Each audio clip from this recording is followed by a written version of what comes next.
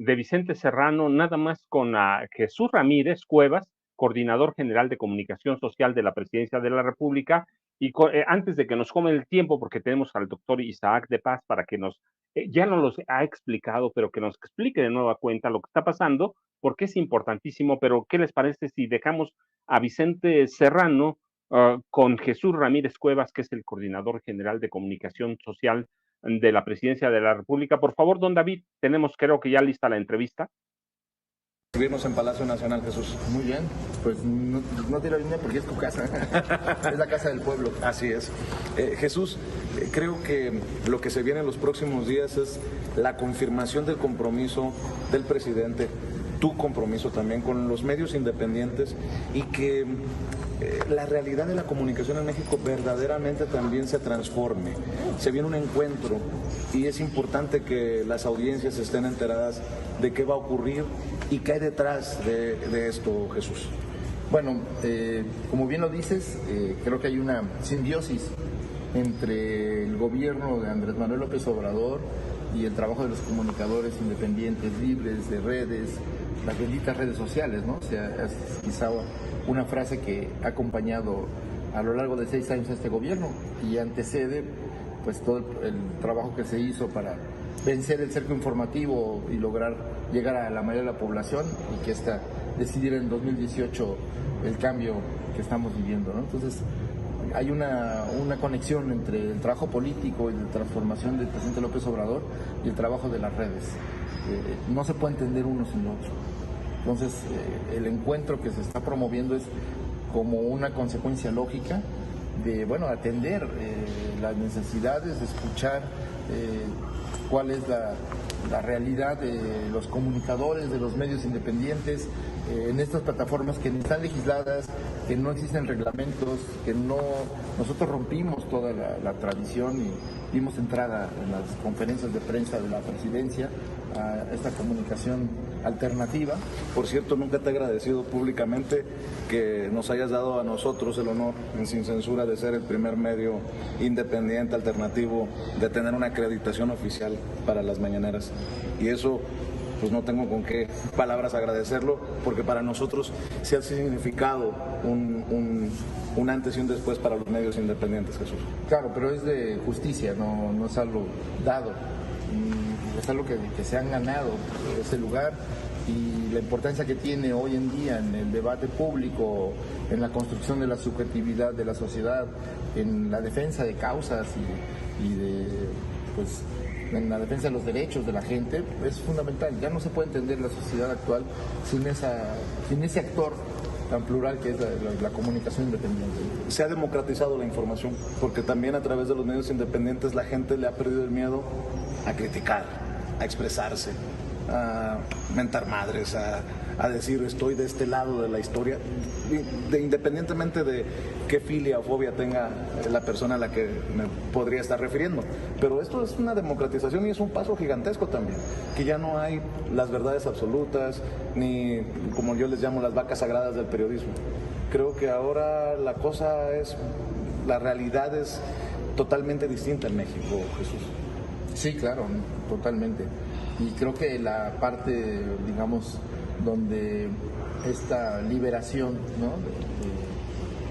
del derecho a trabajar con la información, a producir contenidos audiovisuales, que era prurito o era el coto de un sector minoritario privilegiado, pues es parte del proceso de democratización del país, ¿no? Y yo diría que no se puede entender la revolución de las conciencias que ha vivido este país sin el trabajo de las redes, sin el trabajo de los comunicadores libres, independientes, porque ese ensayo democrático de escuchar información diferente a la del poder, pero tener acceso a hablar, a ser interlocutor, a volverte sujeto, no solo objeto de la información, pues es un proceso de aprendizaje y de una vez que pruebas eso, ya no lo sueltas. O sea, es como aquel adagio donde dice que una vez que abres los ojos ya no los puedes cerrar, ¿no? Una vez que pruebas la libertad ya no quieres ser esclavo. Ese proceso de liberación, de autoconciencia social de los mexicanos, en gran medida está producido por las redes, por el trabajo de los periodistas independientes, comunitarios.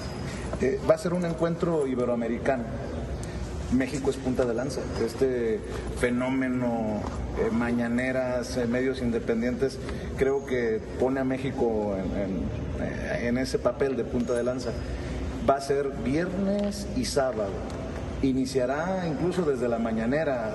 El presidente dará el banderazo inicial a esta cumbre, a este encuentro que se desarrollará en el Zócalo. Además, el mensaje es muy importante y para nosotros conmovedor, porque pues mucho tiempo estuvimos transmitiendo aquí a las afueras del Palacio o en el Zócalo y bueno, es retomar precisamente la plancha más importante de nuestro país para esto, Jesús. Sí, el encuentro va a ser el 30 y 31 de agosto. Sí, inicia aquí en el Palacio Nacional con la conferencia mañanera donde el presidente va a inaugurar los trabajos del encuentro y después vamos al Zócalo porque hay que ser coherentes y fieles al llamado a la acción que es de las redes a la calle, ¿no? Entonces, y eso que también sea una invitación para la gente, para que se acerque. Para que escuchen, para que entiendan que este proceso de comunicación está en todo el mundo y que pues hay muchas experiencias, ¿no? Unas más exitosas que otras, y ahora pues hay una sinergia entre el gobierno, el proceso de empoderamiento democrático del pueblo mexicano y el fortalecimiento de las redes. Claro, también hay su contraparte, ¿no? Hay censura, hay sanciones económicas, hay un manejo patrimonialista de las plataformas con algoritmos ocultos que nadie conoce ni cómo funcionan y que pues van castigando la posibilidad de sobrevivencia de los propios medios, ¿no? Entonces todo eso lo vamos a discutir para ver pues qué tipo de acciones o medidas se pueden tomar pues para cambiar esa realidad, para garantizar la verdadera democracia comunicacional y que ni las plataformas, ni los empresarios, ni los grandes medios de comunicación sean censores o manipuladores de la información, como ahora sucede en muchos casos. Abierto al público, para que la gente es abierto al público, es abierto al público aquí en el Zócalo, pero es abierto al público, va a haber transmisión en todo el tiempo que estén todas las voces que ahí se van a expresar, se pueden escuchar, donde pueden dar seguimiento en las redes o aquí venir al Zócalo a escuchar a los comunicadores de varios países y sobre todo mexicanos. Dos cosas para cerrar. ¿El presidente sí se informa en las redes sociales? ¿Sí ve a todos estos personajes que la gente de a pie ve? Sí, bueno. ¿O tú sigues siendo los ojos y los oídos del presidente? No, bueno, él no tiene tiempo de ver todo, pero sí, lo más importante sí lo ve. Y sí identifica estas voces y conoce los rostros, la voz de estos comunicadores. Y obviamente también utiliza también se sirve de estos mensajes cuando son asertivos o cuando son muy precisos o digamos desarrolla la mejor respuesta en un debate o la mejor reflexión en medio de una polémica. Entonces pues ha sido parte de las mañaneras también. Para cerrar, Jesús, una reflexión. Yo a veces le vengo a plantear al presidente cosas, pero le pido reflexiones. Yo te pido para cerrar una reflexión. El antes y el después, ¿qué será? Este sexenio del que ha sido parte fundamental. En unas semanas dejarás tu puesto, el presidente se retirará, pero también vendrán otras mañaneras, porque no pueden ser las mismas mañaneras, sí, claro, por el personaje, por los personajes. ¿Cómo reflexionas entre el México que viste, que percibiste en el 2018 y el México que estarás dejando en este 2024, Jesús?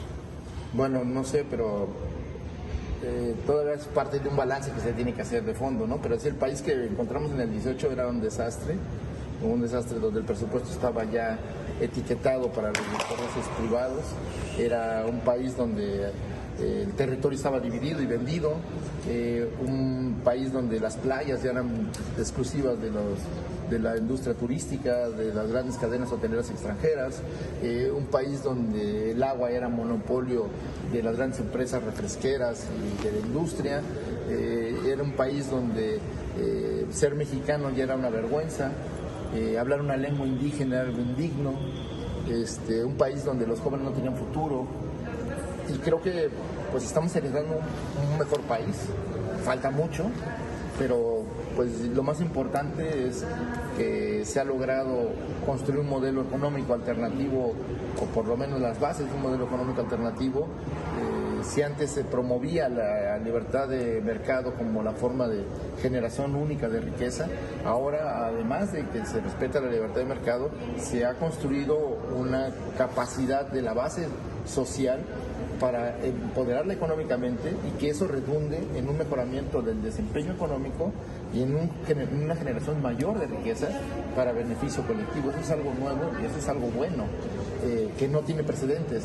Luego, el hecho de que el orgullo de ser mexicano lo viven los migrantes en Estados Unidos, que antes veían, nos fuimos de un país que estaba hecho un desastre, que nos abandonó, nos dio la espalda, y ahora es un gobierno que está generando el orgullo de lo nacional, de la cultura, el sueño mexicano, y que además lo profundo de nuestras raíces, que una vez expuestas van a germinar y van a generar otras cosas, porque México es heredero de civilizaciones, de las principales civilizaciones del mundo, entonces tiene mucho que decir y mucho que proponer.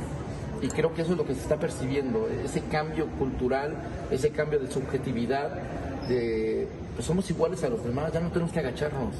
Aunque no sepamos hablar inglés, de todos modos tenemos una cultura que está a la altura de cualquiera y que tenemos una forma de pensar diferente, pero que a lo mejor a nosotros nos funciona.